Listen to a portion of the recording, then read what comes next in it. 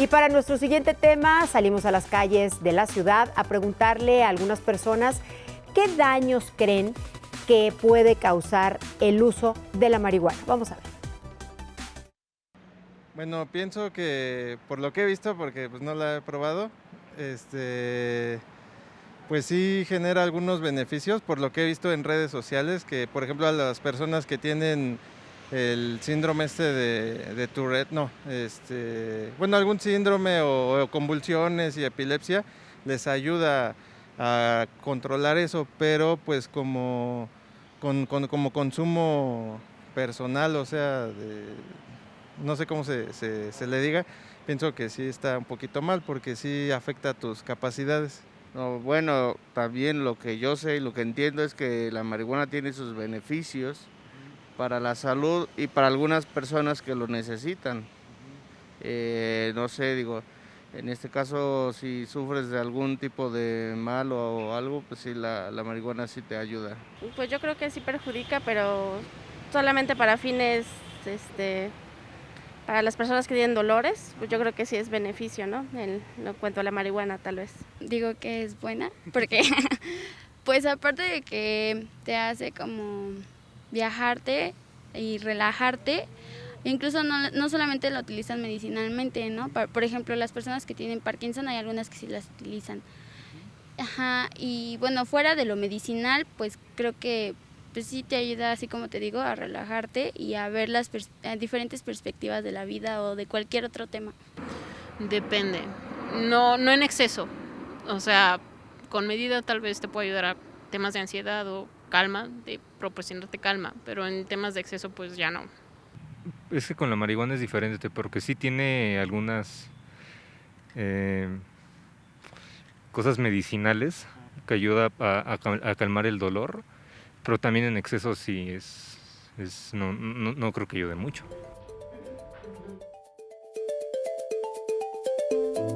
El consumo de la marihuana a largo plazo genera en las personas una pérdida de 8 puntos de coeficiente intelectual, según un estudio de la Universidad de Duke.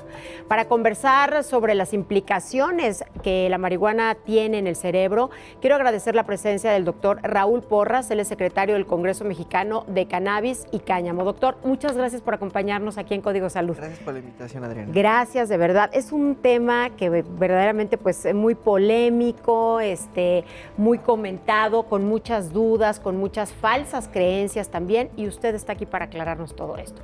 Quiero empezar preguntándole ¿cuáles son los compuestos de la marihuana? ¿De qué está compuesta la marihuana? Bueno, los compuestos de la marihuana son muy amplios. Finalmente, la marihuana es una subespecie de la cannabis sativa. Y la marihuana como tal se le dio este nombre a la planta que produce efectos psicoactivos por componentes como el THC, delta 9 tetrahidrocannabinol, que es un cannabinoide. Es el más conocido. Es el más conocido. Bueno, de los más conocidos, ¿no? Porque también el otro conocido es el cannabidiol, que también es de los más sonados, principalmente para uso medicinal.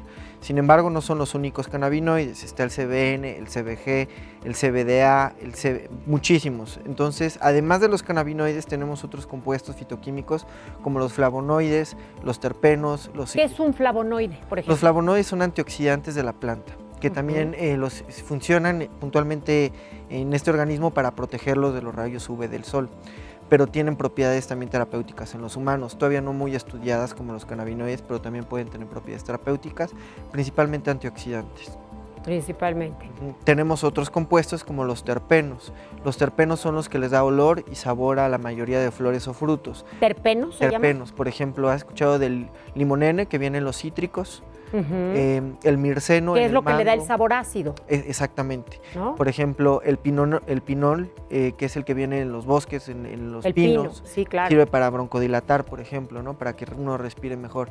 Entonces, todos estos compuestos que están presentes en la planta tienen un efecto sinérgico que puede tener potenciales terapéuticos. ¿Es bueno o es malo consumir marihuana? Depende. Si es innecesario, evidentemente, pues puede tener un efecto secundario.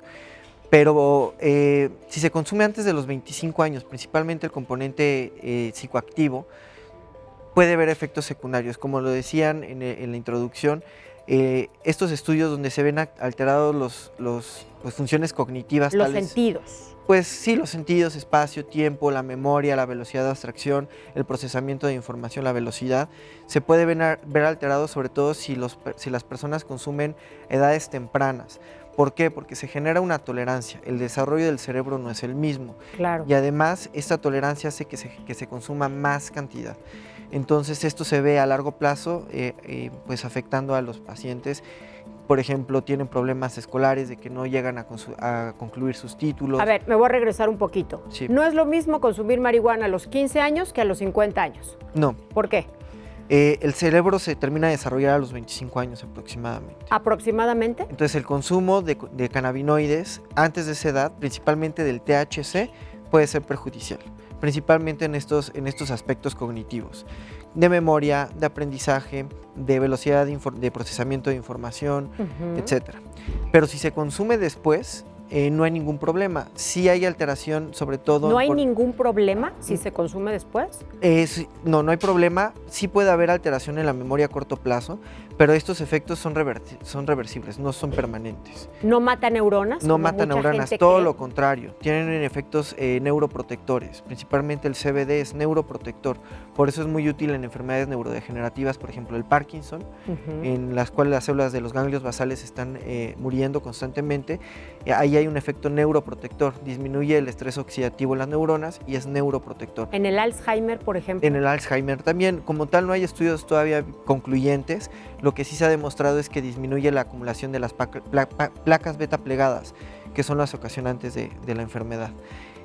Otras enfermedades neurodegenerativas, demencias seniles también es útil. Y además se ha visto que el consumo de cannabis no tiene sus bemoles, ¿no? En cuanto a sus pros y sus contras. Ahorita vamos a hablar de los pros y de los contras.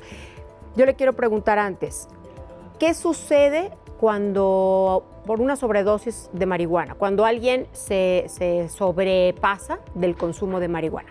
Eso es interesante. Existen intoxicaciones, pero como tal sobredosis, fallecimientos por el consumo de cannabis, no los hay. ¿Nunca ha habido? Nunca ha habido por consumo como tal de cannabis, no hay muertes por consumo. No hay muertes, no hay reportadas hasta ahorita. ¿Hasta dónde puede llegar uno si uno tiene una sobredosis de marihuana? Sí, puede llegar al hospital, sobre todo por cuestiones de alucinaciones. Y esto es porque consumen demasiado.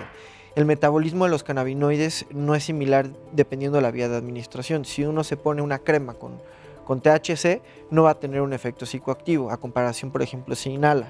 Pero si uno come cannabis, se metaboliza en el hígado y es 8 veces más potente. Ese es otro tema. Además de que tarda más en hacer efecto. Entonces uno consume cannabinoides vía oral, piensa que no tienen efecto, se espera media hora, comen y tiene un efecto muchísimo más agresivo porque el metabolito del THC es muchísimo más psicoactivo. Bueno, a ver, vamos a regresarnos un poquito. Hay muchas maneras de consumir la marihuana. ¿Cuáles son? De usarlas. ¿Cuáles son? De utilizarlas también. Sí, puede ser vía oral y vía oral se divide en dos. Puede ser sublingual o puede ser vía metabólica. ¿En gotas? En gotas es una y es la más usada porque generalmente ya vienen los productos con una concentración establecida y eso facilita mucho la dosificación. Cuando es vía metabólica es muchísimo más difícil dosificar. Se pueden administrar vía tópica para padecimientos dermatológicos, por ejemplo psoriasis, algún golpe, reumas, algún dolor articular, claro, por supuesto, fibromialgia. Puede administrarse vía inhalada. Evidentemente no se aconseja el consumo de combustión por evidentes razones. El calor puede lesionar la mucosa oral, generar algún tipo de problema oncológico también en pulmones, el dióxido de carbono, el CO2, el alquitrán. Entonces existen otras opciones. Más que nada sería fumada, ¿no? Vaporizadas. No por la nariz, inhalada. Existen también atomizadores que son vía oral, ¿sí? Que también pueden ser utilizados. Y las vaporizaciones también son efectivas siempre y cuando no se utilicen sustancias que sirven para diluirlas, por ejemplo, vitamina E, propilenglicol, glicerina vegetal. Estos compuestos que sirven para diluir los cannabinoides, pues no son para consumo de inhalaciones, más bien para comer. Entonces, eso sí puede tener consecuencias. Lo mejor es que sean destilados y es otra vía de administración bastante eficiente. Por ejemplo, al inhalar, el efecto es rápido. De 2 a 5 minutos uno ya puede presentar el efecto propio de los cannabinoides. El efecto máximo dura 20 minutos, bueno, el pico máximo, y puede llegar a durar 2 horas. Entonces es muy útil, por ejemplo, para cuestiones de auxilio. Algún paciente que tenga epilepsia, que pueda identificar las crisis por auras, por zumbidos, que ya identifica que eso va a ser una crisis convulsiva, puede vaporizar, por ejemplo, CBD. Tenemos una pieza, doctor, que quiero invitarlo a usted y a nuestros amigos a verla, de cómo actúa la marihuana en el cerebro. Y regresamos. Cuando una persona fuma marihuana, el tetrahidrocannabinol, también conocido como THC, pasa rápidamente de los pulmones a la corriente sanguínea. La sangre transporta entonces la sustancia química al cerebro, así como a otros órganos del cuerpo. En caso de que la persona ingiera o beba THC, el organismo lo absorbe más lentamente. En este caso, los efectos se sienten por lo general entre 30 y 60 minutos después de consumir la droga. El tetrahidrocannabinol actúa sobre ciertas células específicas en el cerebro. Estas sustancias químicas naturales desempeñan un papel en el desarrollo y el funcionamiento normal del cerebro. Mientras que en el largo plazo, los efectos de la marihuana en el cerebro están relacionados con su desarrollo. Cuando una persona llega a consumir esta droga en la adolescencia, esta puede reducir la capacidad de pensar, la memoria, así como las funciones cognitivas. Además de que puede afectar la manera en la que el cerebro establece conexiones entre las áreas necesarias para realizar las funciones antes mencionadas. Yo le quiero preguntar, doctor, ¿hay estadísticas de mortalidad por personas que fuman marihuana? Hasta ahorita no las hay. ¿De pacientes que consumen alcohol o de pacientes que consumen tabaco? Hasta ahorita no las hay de mortalidad por el consumo de marihuana, no hay reportes de mortalidad. Lo que sí hay es este tipo de reportes de efectos secundarios que pueden tener, pero como dice bien el reportaje, es en edades tempranas. En edades adultas, ya cuando el cerebro se terminó de desarrollar, no hay una repercusión grande. ¿Y esto por qué? ¿Por qué funcionan los cannabinoides en el cerebro? Porque nosotros naturalmente producimos cannabis. Existen estas moléculas que se llaman endocannabinoides, puntualmente anandamida, que es la más común y la que se encuentra en mayor concentración, y que tiene efecto en receptores cannabinoides, conocidos como CB1 y CB2.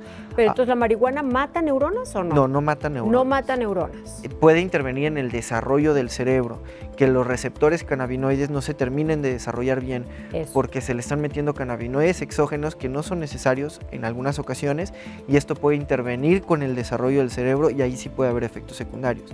Pero si estamos hablando de terapias con cannabinoides en pacientes pediátricos, es muy válido también utilizar incluso el componente psicoactivo, que es el THC.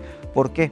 Porque también se ha demostrado un caso muy claro, es el caso de la niña Graciela Elizalde, en el cual se utiliza cannabidiol. ¿Qué tiene la niña Graciela? Es un síndrome de epilepsia de difícil control. Convulsiona de 20 hasta 200 veces al día, dependiendo, hay severidades, exacto, y se crean tolerancia a los medicamentos. Entonces se busca alternativas, en una de ellas el cannabidiol, en las cuales han sido muy efectivas, pero pues se espera también a una tolerancia. Al principio hay una buena respuesta, pero en ocasiones llegan a incrementar otra vez las crisis. Y en este sentido hay algunas mamás de algunos pacientes que se atreven a cultivar, porque o el medicamento es muy costoso o le generó una tolerancia. La diferencia de estos productos donde tienen el CBD aislado a los cultivos que se generan en casa, que bueno, ahí es un tema controversial porque si bien es cierto que les ayuda, puede haber algunos detalles en las prácticas y en de la manufactura de los aceites. Entonces hay algunos modelos que pueden resolver esto, como las cooperativas de cultivo. Pero a lo que voy es que estas plantas pueden tener el componente CBD, pero los otros que también son psicoactivos y pueden también tener beneficios. Claro. Entonces, ¿qué prefieres? ¿Cuáles serían los beneficios? Principalmente disminuir las crisis convulsivas, que las recuperaciones de las crisis sean más rápidas, y bueno, pues ahí el desarrollo del cerebro pues mejora. Aunque estemos dando un cannabinoide que puede intervenir en el desarrollo, le va más a afectar al niño estar convulsionando tantas veces que a lo mejor administrar un poco del cannabinoide psicoactivo. ¿Qué tan adictiva es la marihuana? Esa es otra, uno de los efectos. Bueno, como viste, el cerebro es muy complejo, porque el cerebro controla movimiento, sensaciones, estado de ánimo, sueño, apetito. ¿Sí? Entonces, cuando uno consume cannabinoides, principalmente el THC, todas esas funciones se ven alteradas. Y una de ellas también es la del circuito de recompensa, el límbico, en las cuales por ese circuito se crea una adicción. Bueno, el cannabis sí genera una adicción, puntualmente el THC. Hay cannabinoides que no generan adicción, la mayoría de ellos no lo generan. Pero el THC El THC sí. Aproximadamente el 8% de los consumidores crean una farmacodependencia. Y de ese 8% no todos son consumidores conflictivos. Además de eso, comparando la porcentaje... Perdón, ¿cómo identificar a un consumidor conflictivo? ¿Cómo ¿Cuáles son las se identifica? características? Pues presentan anedonia, que puntualmente es dejar el interés por hacer las cosas cotidianas, ya no presentan ese entusiasmo por hacer las cosas que le gustaban hacer. Por ir a trabajar, por se descuidan realizar alguna actividad. Físicamente, las cuestiones sociales, laborales e incluso personales se ven descuidadas. Y el consumo, y ponen ante todo el consumo de cannabis, ¿no? Entonces ahí hay un problema, un foco rojo. Un foco rojo que hay que abordar, porque la enfermedad también hay que... ellos no son malos, no son delincuentes, finalmente también la adicción es una enfermedad y que se tiene que abordar como tal. Claro. Entonces... También, doctor, perdón que lo interrumpa, pero mucha gente dice que la marihuana es la puerta de entrada hacia otras drogas. Ese es otro tema muy interesante, depende también cómo se vea. usted? Finalmente, puede ser una droga de salida de otras drogas. Hay estudios donde se han estudiado a pacientes que se inyectan drogas más duras, heroína, cocaína, y algún grupo lo clasifican como únicamente esa sustancia y a otras que van intercambiando. Primero te inyectas una vez, posteriormente te fumas un cigarrito de cannabis. Pues el consumo de otras sustancias más duras disminuye y los efectos secundarios son menores. Se le llama la droga de entrada porque el dealer, el narcotraficante, es de lo primero que te ofrece de forma gratuita y de ahí se va escalando. Pero si somos realistas y aterrizando, la primera droga que tiene acceso un menor de edad es el alcohol y se consigue de maneras muy fáciles. Supuestamente no se vende a menores de edad, pero en cualquier tienda de la esquina Es delicadísimo lo que usted acaba de decir y lo que usted acaba de mencionar en este momento. Para los jóvenes, para los adolescentes, es mucho más fácil tener acceso al alcohol.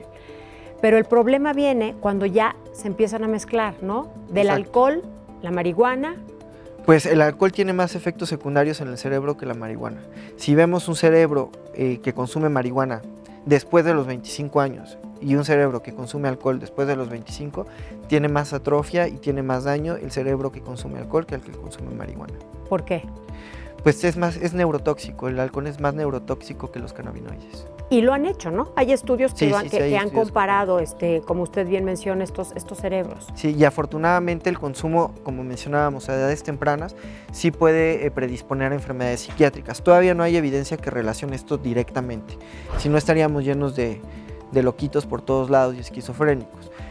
Es cierto que el consumo de edades más tempranas y a cantidades más altas puede ser un factor de riesgo para desarrollar otras enfermedades. A manera de conclusión, los beneficios. Hablemos de los pros y de los contras de la marihuana, doctor. Bueno, los beneficios son muy amplios, porque como vemos podemos tratar muchas enfermedades neurológicas que van desde Parkinson, Alzheimer, epilepsia, depresión, ansiedad, muchos otros como dolor, estados donde se pierde el apetito, por ejemplo en cáncer, en el VIH. Sí, claro. Tiene aplicaciones muy, muy amplias. Y los efectos secundarios son mínimos, sobre todo si se utilizan en menores de 25 años. Ahora, también lo que hay que poner atención es cuando se utilizan los cannabinoides en forma terapéutica, tiene que ir acompañamiento médico, porque existe interacción medicamentosa, porque los cannabinoides que se utilizan ante ciertas patologías no son los mismos cannabinoides. Entonces, evidentemente, como hemos platicado, tiene efectos terapéuticos bastante buenos, pero tenemos que cuidar nada más las cuestiones de los efectos secundarios que son menores. ¿Cuáles son los efectos secundarios? Los efectos secundarios que generalmente se presentan son mareos, dependiendo, puede ser secundario, puede ser un beneficio, se estimula el apetito. A un paciente obeso con diabetes, pues no es conveniente, pero a un paciente con cáncer de páncreas, por ejemplo, o VIH, es bueno estimular el apetito. Otro puede ser la somnolencia, pero pacientes que tienen insomnio, pues le puede servir. Entonces todo depende del uso que se le dé a los cannabinoides. Eso es lo más importante. Y bueno, pues cada día en los últimos años existen ya plantas de marihuana con mayor concentración también de hidrocannabidol, ¿no? Sí, eso es muy interesante porque finalmente la planta es algo natural que se reproduce como cualquier ser vivo y las plantas tienen una forma de reproducirse a través de polinización. Una planta macho que esa no produce cannabinoides, pero tiene polen, puede polinizar una planta hembra, que esa sí produce cannabinoides.